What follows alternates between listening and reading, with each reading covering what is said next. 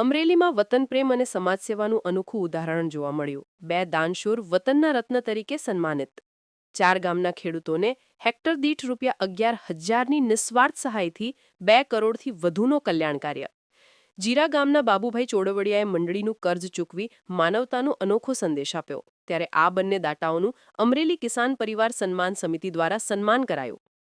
સમાજ સેવા અને વતન પ્રેમનો અનોખો મિશ્ર સુગંધ ધરાવતો સન્માન સમારંભ અમરેલીમાં યોજાયો હતો, જેમાં જૂનાગઢ જિલ્લાના બાદલપુર, પ્રભાતપુર, શિમરાણા અને શેખડાવદર જેવા 4 ગામોના ખેડૂતોને દિલથી સહાય કરનાર 2 મહાનુભાવોને વતનના રત્ન તરીકે નવાજવામાં આવ્યા। વતનની માટી માટે અપાર લાગણી ધરાવતા આ દાનશૂરોએ 4 ગામના ખેડૂતોને હેક્ટર દીઠ ₹11,000ની સહાય કોઈપણ હેક્ટર મર્યાદા વિના પ્રસાદ રૂપે આપી હતી। અંદાજે 2 કરોડ જેટલી રકમ ખેડૂત કલ્યાણ માટે વહેંચાય છે। આ વાત જ સમાજમાં સંવેદનાની અલગ છાપ મૂકે છે। સાથે સાથે જીરા ગામના વતન વિભાવ સ્વભાવવંતી બાબુભાઈ ચોડવડિયા એટલે કે જીરાવાળા દ્વારા સમગ્ર મંડળીનું બાકી રહેલું કર્જ પોતાના ખભે લઈને ચૂકવી દેવાની માનવતાએ ગામમાં નવી આશા જગાવી છે। વતનના લોકો માટે નિસ્વાર્થ ભાવથી કરેલી આ સેવા ગામડાની એકતાને ફરી જીવંત કરી રહી છે। આજે આ બંને દાતાઓનું અમરેલી કિસાન પરિવાર સન્માન સમિતિ દ્વારા સન્માન કરવામાં આવતું હતું। સન્માન સમારંભમાં અમરેલી જિલ્લાના વિવિધ ગામોના ખેડૂત પ્રતિનિધિઓ, સમાજસેવકો અને સંસ્થાઓ મોટી સંખ્યામાં હાજર રહ્યા હતા। રિપોર્ટર સમીર ખોખર, વીજપડી।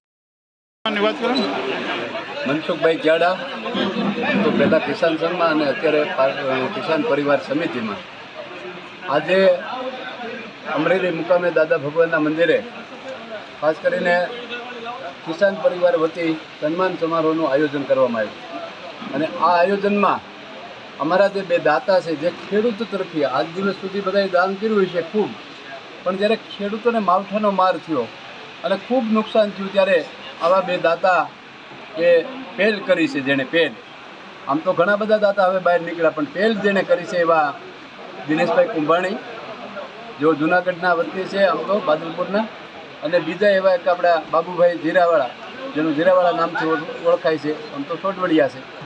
આ 2 દાતાએ ખેડૂતોને દિનેશભાઈએ 11,000 રૂપિયા હેક્ટરે આપ્યા અને આમણે જીરા ગામની આખી મંડળી ભરી દીધી। એ ખૂબ મોટું કામ કર્યું છે ખેડૂતોનું।